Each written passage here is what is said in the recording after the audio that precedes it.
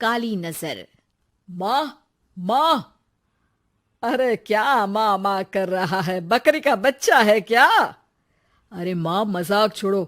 मुझे फाइनली वो मेन चौराहे वाली दुकान मिल गई है। अब देखना, आपका बेटा दुगनी स्पीड से पैसा कमाएगा। उफ, ये क्या? मेरी ऑनलाइन मेकअप क्लास चल रही है। इतनी जोर से क्यों बोल रहे हो आप दोनों? अरे मेरी धर्म पत्नी जी, मेकअप क्लास बाद में करना। वो चौराहे वाली दुकान मिल गई है हमको। अरे वाह! रुको, मैं अपनी माँ को फोन लगाकर बता देती हूँ। अरे मैं भी अपने रिश्तेदारों को बता देती हूँ। कितनी खुशी की बात है। हाँ हाँ, मैं भी अपने दोस्तों को बता देता हूँ। 1 हफ्ते बाद रजिस्ट्री है। बस, घर में खुशी का मौका था। उन तीनों ने अपने अपने फोन उठाए और लोगों में बात फैलाना शुरू कर दिया। और रही सही कसर श्वेता बहू ने अपने पड़ोस में सबको बताकर कर दी। अरे वर्मा आंटी, अब हम भी जल्दी कार ले लेंगे। घर का रेनोवेशन होगा और ठाट से रहेंगे हम भी। अरे ऐसा क्या हुआ? लॉटरी बाटरी लग गई है क्या? अरे इस बार चौराहे वाली मॉल में हमको भी दुकान मिल गई है। दुकान नंबर 21, जो एकदम चौराहे पर है। अब ग्राहक बढ़ेंगे तो आमदनी भी बढ़ेगी ही ना। अरे वाह, कितनी खुशी की बात है। मैं बहुत खुश हूँ तुम्हें इतना खुश देख के। बाकी एक बात कहूँ, सबको मत बताते फिरना। किसी की नजर लग जाएगी तो खुशी की खबर वापस लौट जाएगी। हैं? ऐसे थोड़ी ना होता है। अब डरा रही हो? अरे सही कह रही हूँ। काली नजर कहते हैं इस चीज को, जब आप किसी को कुछ बताओ और वो काम बिगड़ जाए। अरे लेकिन मैं तो। तुमने सबको बता दिया ना? हाँ, फोन लगा लगा के। अब बच के रहना। काली नजर बड़ी खतरनाक होती है। श्वेता इतनी खुश रहती है कि वो वर्मा आंटी की बात पर ध्यान ही नहीं देती, जबकि पड़ोस में और भी लोगों से खुशी की खबर शेयर करती रहती है। अगले दिन राजेश बहुत दुखी होकर घर आता है। अरे बेटा, क्या हुआ? मुंह क्यों सूजा हुआ है? मधुमक्खी ने काट लिया क्या? माँ, वो दुकान किसी और के पास चली गई। किसी ने ज्यादा भाव लगा दिया। अरे पर बात तो आपसे हुई थी ना उस दुकान वाले की। हाँ, आज मैं टोकन अमाउंट देने गया था, तब मुझे पता चला। कोई आकर सुबह मुझसे पहले ही ज्यादा अमाउंट दे गया।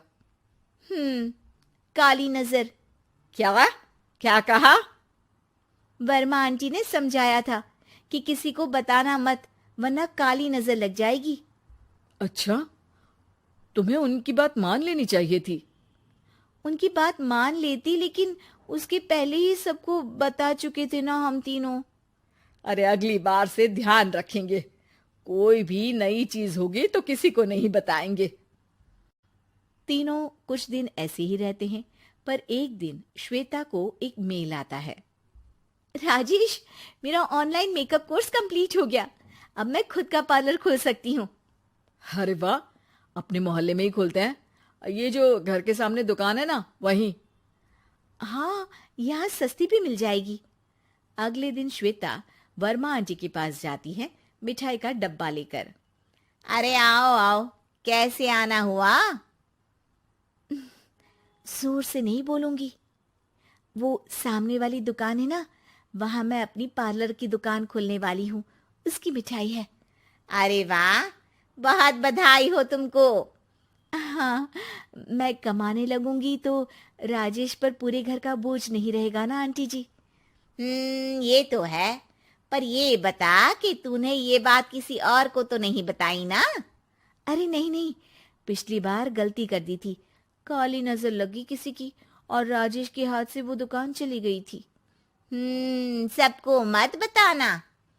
चलो मैं चलती हूँ, कल दुकान की बात करने भी तो जाना है। अगले दिन श्वेता दुकान के लिए मालिक से बात करने जाती है। अरे लेकिन दुकान तो हम कल रात को ही किसी को दे चुके हैं। कल ही? हाँ, कल ही। 2 दिन बाद कोई यहाँ पार्लर भी खोल लेगा।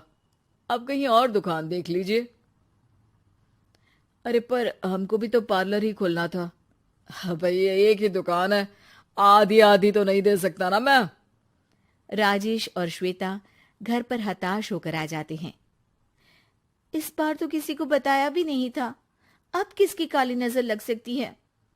सुनो, तुमने माँ को बताया था क्या? अरे कैसी बात कर रही हो, माँ की नजर थोड़ी ना लगेगी। पक्का तुमने किसी को नहीं बताया था ना? सिर्फ वर्मा आंटी को बताया था, उन्होंने ही मुझे किसी को नहीं बताने को कहा। अरे यार तुम भी सही हो, मेरी माँ को नहीं बताने को कह रही हो, पर वर्मा आंटी को बताना तुम्हें जरूरी लगा। अरे वर्मा आंटी ने ही तो काली नजर के बारे में बताया था ना, वो हमेशा हमारा भला ही तो चाहती है। मेरी माँ भी हमारा भला ही चाहती है। अरे पर चिल्ला क्यों रहे हो? बात नहीं कर सकते क्या आराम से? नहीं आता वो आराम से बात करना, और करना भी नहीं चाहता हूं मैं। दुकान जाने का दुख गुस्से में बदल गया था और राजेश और श्वेता में बात बंद हो गई थी। 2 दिन बाद मोहल्ले में पार्लर का इनॉग्रेशन हुआ, जिसमें मोहल्ले के सभी लोगों को बुलाया गया, पर श्वेता, राजेश और माँ नहीं जाते। माँ अंदर आ जाओ, क्या देख रही हो? अरे नया पार्लर देख रही हूं अपने आंगन से। देखो, माँ को दूसरे का सुख देखने में कितना मजा आ रहा है, मेरा दुख नहीं दिख रहा इन्हें। यहाँ मेरा पार्लर भी तो हो सकता था। अरे चुप रहो यार, हर बात में लड़ाई क्यों ढूंढ रही हो? राजेश और श्वेता फिर बहस करने लगते थे। तभी माँ ने दोनों को बाहर बुलाया। अरे जरा देखो तो दुकान चलाने वाले का बोर्ड पर नाम क्या लिखा है? श्रुति वर्मा। गाड़ी निकाले बेटा, हमें कहीं जाना है। काली नजर का इलाज कराने? राजेश अपनी बाइक निकालता है। तीनों ट्रिपलिंग कर रहे हैं। माँ राजेश को उस मॉल वाली दुकान पर लेकर जाती है जहां राजेश अपनी दुकान खोलने वाला था। यही दुकान लेना चाहता था ना तू? हाँ, पर इनको भी दुखी करने लेकर आई हो क्या यहाँ पर दुकान दिखाकर? वहां काफी नहीं था? अरे श्वेता थोड़ा सब्र रख, अभी पता चलेगा कि हम यहाँ क्यों आए हैं। बता, इस दुकान चलाने वाले का नाम क्या है? अनुपम वर्मा। कुछ समझ में आया? वो दुकान वाली श्रुति वर्मा, ये दुकान वाला अनुपम वर्मा, और हमारे पड़ोस में हमने उस दुकानों के बारे में बताया किसको था? अब वर्मा आंटी को। मतलब वर्मा आंटी ही हमारा काम बिगाड़ रही है? नहीं नहीं, ऐसा नहीं हो सकता, ये बस इत्तेफाक है। राजेश अपना फोन निकालता है और श्रुति वर्मा और अनुपम वर्मा के नाम फेसबुक पर सर्च करता है, जहां ये दोनों ही वर्मा आंटी के रिश्तेदार होते हैं।